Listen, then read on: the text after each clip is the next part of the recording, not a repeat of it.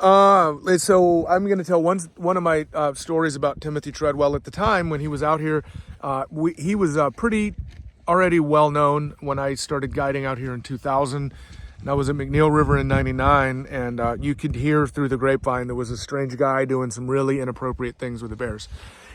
And so I'd heard about him, and he was a bit of a local legend a little bit. But when I came out with photographers and film crews, it's just a super remote, pristine area. He would make appearances, not friendly, and to me it was just annoying, and I just wanted to be away from him. But one time in 2000, I was guiding a Spanish film crew for Channel 1, a bear documentary, and we came into Kaflia Bay, and there happened to be a nice little pink salmon run on a creek, and sockeye on a creek, and there was 4 or 5 bears. They were fishing, and it was perfect. And we'd had a hard time finding bears that year, really hard time, because the berries were early and the salmon were late. And so that's a bad combo for us in early August. But anyway, we found these bears and they were fishing. And so my film crew was finally really relieved and happy. And the producer was from Madrid. These guys were from Barcelona. He said, I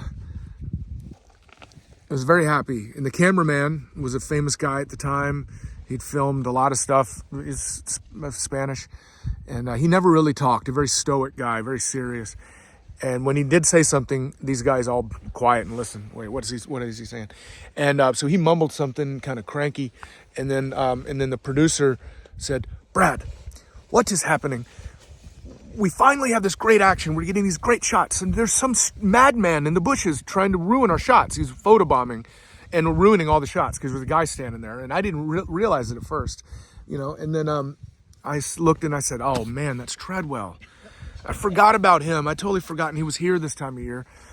And he was videoing us and stuff like that. But he was ruining our shots. And so as a guide, I have to basically take care of all problems and make sure that we get everybody's safe, happy, and everything's productive. So what I did was I left the crew with my friend Bill Albrecht, who was the cook at the time, and but he would go out with me a lot and just to help me and guide and stuff. And so he was very comfortable with bears, of course. So I said, "Oh guys, I'll be back in a while. I'm gonna go talk to this guy."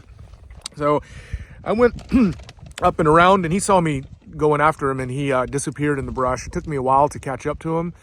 But what he was doing was he was sneaking around in the bushes, and the bears, I could tell, were nervous about that spot where he was before I even saw him. I said, "I think there's another bear in the bushes over there," because they keep looking back and they're nervous. Because he was not visible. You got to be well visible for the bears to feel comfortable. So anyway, I finally got to him, and he was pretending like he was a bear, trying to scare me away by shaking the trees really hard, which is something bears will do when you disturb them when they're asleep.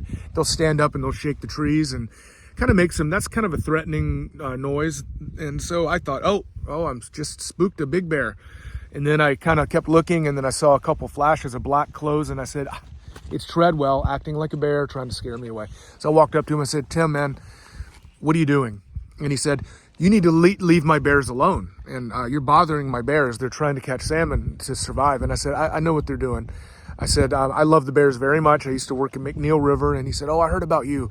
I can't wait to tell Larry Allmiller," who was basically like the Diane Fossey of bears, "Oh, what you're doing, you're discrediting his work, and you have no business treating those bears like McNeil." I said, "There's exactly the same thing. We're doing exactly the same stuff. We're sitting down, not moving, and then the bears ignore us, same as they do at McNeil." And I said, "Tim, listen, me and you are very similar. We both love the bears. You're doing documentaries out here on your own and doing for public education for bears, and I appreciate that." I said, "I'm doing the same thing, but just with a Spanish film crew, and so that we can document these gorgeous bears and people can learn about them." And he said, "You're nothing like me. I'm volunteer. You're making money." I said, "Well, I'm sorry. I wish I could afford to come out here by myself and just hang out, but I'm not. It is my job." And he proceeded to show me footage of a guy before me that had come there before. He said, "I'm reporting you guys to the Park Service and all this stuff." And I said, "Okay, well, we're not breaking the law. We have a commercial filming permit. I don't know why you want to report me to the Park Service. It did absolutely nothing wrong." And I said, "You know what though, Tim? if you think we're bothering the bears, actually, to be honest, I think you're bothering the bears more because you're sneaking around in the bushes, which is what you're not supposed to do. And it is stressing them out, I can tell. I said, I love the bears, and I'll show you how much I love them.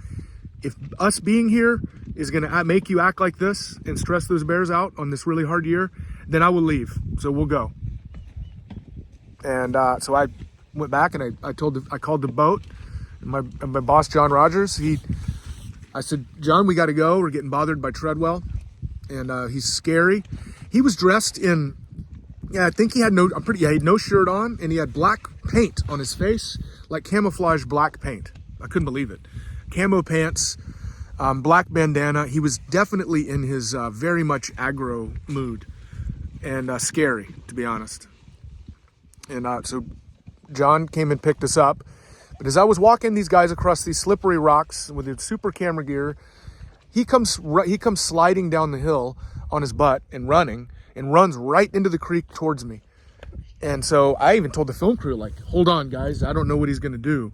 I didn't know. What am I supposed to flare him or supposed to fight him? But I thought he was attacking me. I didn't know how crazy the guy was. So he was off and very, very, very angry.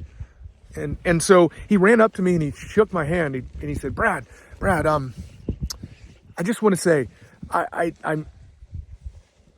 really want to get to know you, and here's my number. Give me a call sometime, and we'll talk about it this winter. And I never did, but what he had told John Rogers was, hey, I'm going to continue this again. Just one sec.